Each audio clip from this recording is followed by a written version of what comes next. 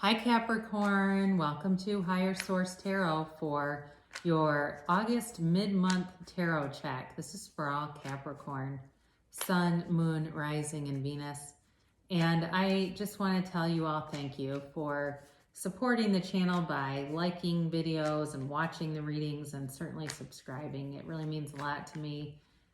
And I'm having fun doing the readings, so we'll continue here. And if you're new, I'd love to invite you to join us by becoming a subscriber. I do readings every Friday, and then typically Monday or Tuesday, I'll post another video, another reading for your sign, okay? Oh, I'm also doing a seasonal reading coming up for the months. It's a predictive reading for September through December. That'll be later in the month. So let's begin here. Let's get the guidance for Capricorn. What is the guidance, please? What does Capricorn need to know, please? Sun, Moon, Rising, and Venus. What does Capricorn need to know for the highest good of all concerned here? All right. Okay, let's see here. It's always somebody's reading, not always everyone, so you can always check a different part of your chart. Current situation, you have the Ace of Cups, but the immediate influence is the Two of Swords. Destiny here, you've got the Ten of Wands. The distant past, you have the Moon. The more recent past, you have the Hanged Man. Coming towards you, you have the Nine of Wands. You are represented here by the Eight of Pentacles. Person around you, this is interesting, they're the Seven of Pentacles, or situation. Your hopes and fears, the Page of Wands, the outcome, you've got the Queen of Swords with these clarifiers, judgment in the world, all right? So this is interesting because I do feel like you have a situation, something new that's coming in, that's developing, but there's a block to it. And so it feels like some kind of emotional crossroads that you're in. And I do think it's going to be resolved. I mean, you're coming into a beautiful new cycle. And I mention this a lot whenever you have cards in succession, okay? So let's pull these back again. Because you know how many times these cards get shuffled? There's 78 cards in the deck. And you have cards together, major arcana, that are right next to each other. So with this being, 20 and 21, all right? So that's important. I actually almost could just do the reading off of those two, but we won't because we want to address the rest of the cards. So, there's sort of this overall feeling of healing, of coming out of a blocked energy, and embracing some new things.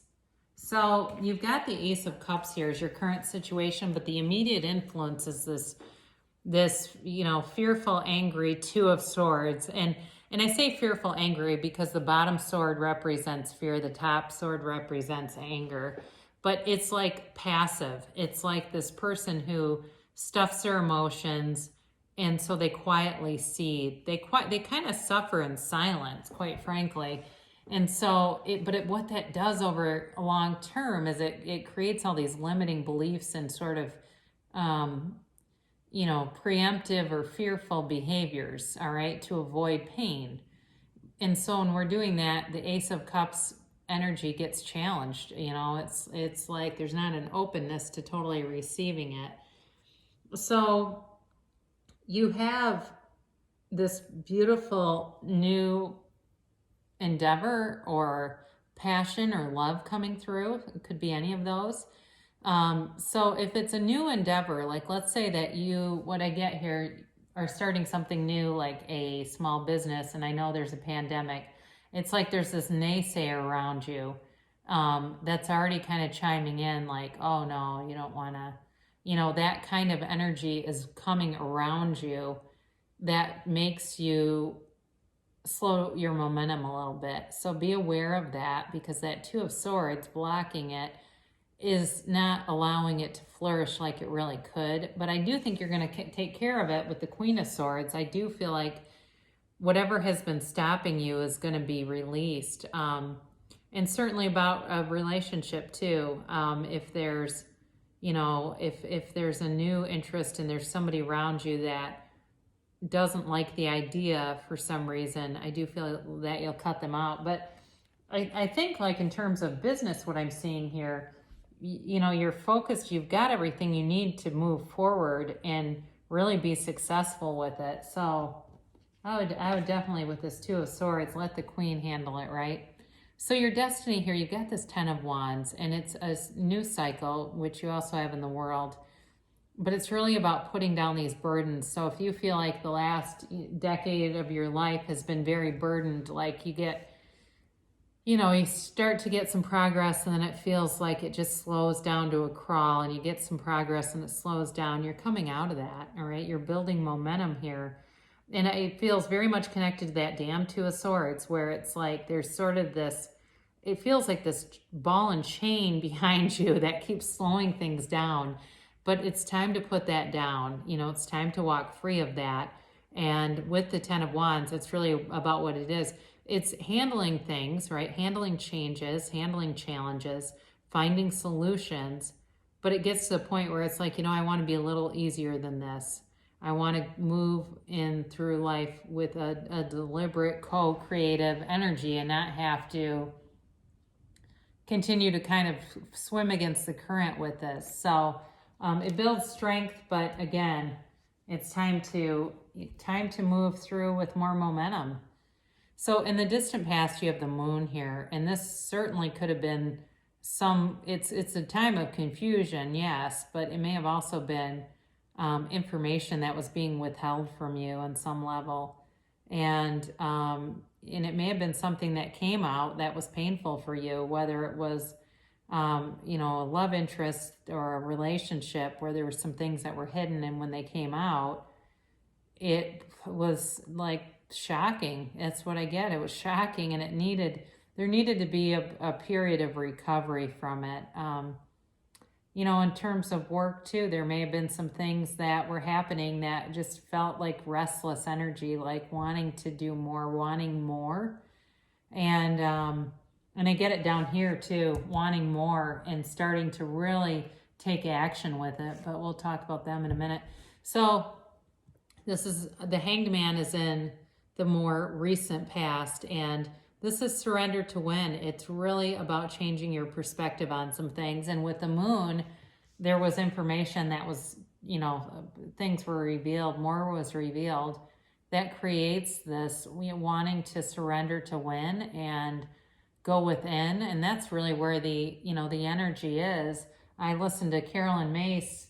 She's been doing some kind of like weekly segments, and she was talking about how believing in an off-planet God is really coming to an end, that people are starting to figure out that the source is within us. It's not some off-planet entity that comes in to rescue you. It's about you tapping into your own power. And here you are doing it. That's exactly what happens. You know, you turn your life upside down. Some of your beliefs may be upside down, and everything changes. When you change the way you look at things, the things you look at change, right? And so it definitely, you know, to have that just come into my head too, I think is relevant here. So if you've never checked her out, you might enjoy her. So anyway, you have the Nine of Wands here coming towards you. And you've got the 9 and the 10. So again, you've got successive, you've got it a couple of times. You've got 7, 8 Pentacles, 9, 10 Wands, Judgment in the World. I do think that this is significant because to have that happen that many times in a reading is unusual. So it does feel like there's sort of this momentum of change coming over your life where it's time to put down struggle. You've learned, and especially with the Queen of Swords showing up here, you have learned from the painful past experiences, and it's time to open up and embrace those new things that are coming in. And, you know, he's a wounded warrior. You don't give up. That's the thing. It's like there's this determination about you, and it feels, you know, even though he looks kind of sad, there's sort of this relentlessly positive, resilient energy around you that just keeps wanting to push you forward. Embrace it, you know, really embrace it, because, you know, with this, the pain in life happens, right? It does. We can't control everybody on the planet. And, really where we can take control is to release it so that suffering becomes optional, that we don't have to live in a problem. We can walk free of it. And he can walk right out of those wands. I mean, he's kind of protective, right? He's contemplative, he's protective, but he keeps going, and that's the thing. It's like you keep going. And so for some of you too, though, with this new endeavor, again, I mentioned before, there's a little bit of a blocked energy with it. And this can also be about a delay. So, it may be time to really, to some extent, really focus in and be surrounded by people that are, positive thinkers, forward thinking, moving forward. And some of the others, maybe they're just not a vibrational match anymore. So you're represented here by the Eight of Pentacles. And again, you're focused on, is certainly financial success, financial well-being, and you're bringing it forward. But it's also too, with this being an 8, I mentioned, maybe I didn't mention, 8s are typically about movement in the tarot. And so while you've got this delay with the 9 of Wands, you're still finding creative solutions. You're still working towards your goals. You're not giving up. So if it's a relationship too, you're going to put in the things that you need to do to attract more people. It's kind of a concentrated energy, right? And but it's also about working on yourself. So if you feel like you're in the marketplace, you want to meet new people, you'll be working on yourself so that you can enter something and be a really great partner. Because with the world, that's who you are. There's freedom there. So you have the 7 of Pentacles as the person around you, and they're waiting too. That's kind of interesting. You certainly may be manifesting each other. It's like they've done all the hard work and they're thinking about the next step. They wonder, what's next for me? What is going to come in next? So I do feel like you're both ready for something more, or certainly if it's a workplace situation or a new endeavor, the more is coming, especially with the Page of Wands here, because this is about taking action, and it's a very positive energy. It's fire energy, and it's about that spark of action, very charismatic energy about you and encouraging energy. So I do feel like the blocked parts of this are being worked through with this type of energy coming in, because he's not blocked at all.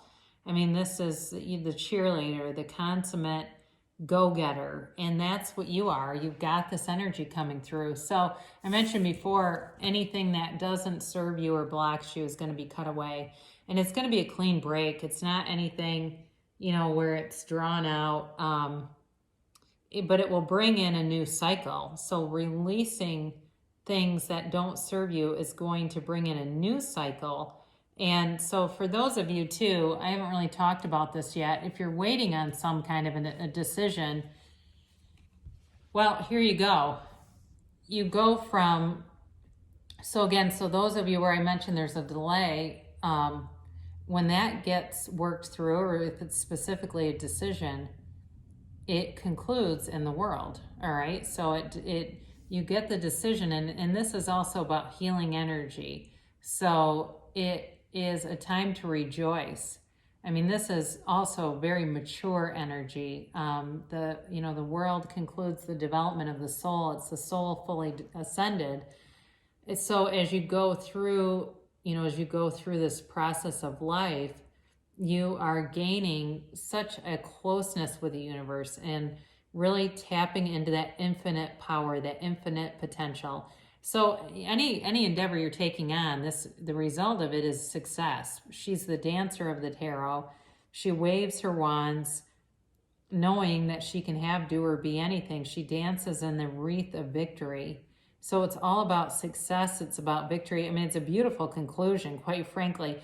And really what they're telling you is, as you cut away things that are not necessary or unneeded or certainly negative, the result then lends itself to judgment in the world, all right? And And again, I feel like anything that isn't working, it's a clean break. It's not like there's all this resentment or animosity or some, Klingon that just won't go away. It ends up bringing in something so much more beautiful. So, in a relationship, it's like the kind of relationship where you travel the world and you take in new things, and there's freedom and there's love and there's a commitment here. In a job too, it brings you to the next level where, because most people want money because they equate it with freedom, but here it is. So the things that you're calling towards you, I think I said this, what you're seeking is also seeking you. And there you go, the cards are saying it too. So I really do like this reading a lot. As I was pulling out those first cards, I could feel the block immediately, but as we went through it, it's definitely being worked out. So you can ask a timeline and a yes or a no while I just prove that these are not in any particular order. Hopefully you can tell. I mean, my God, I wouldn't pick Two of Swords, right, for a reading. If I could avoid that, I would. Some of the cards that showed up here make it, I guess, authentic. They make it credible, right? Yeah, I'd be concerned anytime you turn on a channel, the cards are already laid out, and you find after a few readings, every time it's like 10 of Pentacles, 10 of Cups. Yeah. So anyway, let's get into this. You have here, remain positive. Now this card actually, and the first card is like more like the past. And so some of you, it does feel like with this Nine of Wands energy, it connects to that, kind of that not giving up. That I think I said relentlessly positive. When you can harness that and kind of tap into that, it'll carry you far. I mean, the positive thinking movement was a movement in the 1980s for a reason, right? There's been so many, hundreds, probably thousands of books written just about that, and just this whole idea of, and it continues, when we talk about growth mindset and things. So they're telling you to trust. We ask, believe, receive. Trust that the universe is on your side in everything. Okay, trust that great things are being brought into your energy field and are really here for you. They're really yours for the taking. And then success. All right, and that's the energy. If you continue on your current path, you're going to have success. And I think it really, this again, blends beautifully with the world. You are on a path of success. Now, okay, this is an interesting card to have. It says not the right time. So what this means, there may be some element of your plan that needs more development. And trust me, I've studied these cards. I've watched Radley Valentine, the creator, present these cards. So I'm not just trying to architect something here or redefine the card. It really does mean that there's some part of this that needs to be looked at. So, I don't want to say reconsider, but don't scrap the whole plan, but look at some of the details. Sometimes the devil's in the details, and there might be something that if you change it, it'll move forward a lot quicker too. Now, for the yes or no, you do have unlikely. And so I think it's very much connected to the not the right time. There is some element of this that needs to have more consideration. That's what I'm getting, because I do, again, feel like you're going towards success with the world. And it doesn't mean that it wouldn't happen at all if you don't change anything, but sometimes what happens is our manifestations are just creeping towards us because we are focused on a very particular outcome. And when we can re-look at that and loosen that up, get more general, Abraham Hicks talks a lot about that, go general. Because sometimes when we're very specific with something, if it's not for our highest good, it's like doesn't want to come in. So you have success, but you need to, it sounds like what they're telling you is just to re-examine things, look at it a little bit closer and see what part of this maybe you could go more general on. So still, I would say great things shall come to pass. I mean, you had 3 different suits that were in succession, and I think that's very meaningful. And yeah, so we'll see what happens. But I love you so much, Capricorn, and I'll be back again soon.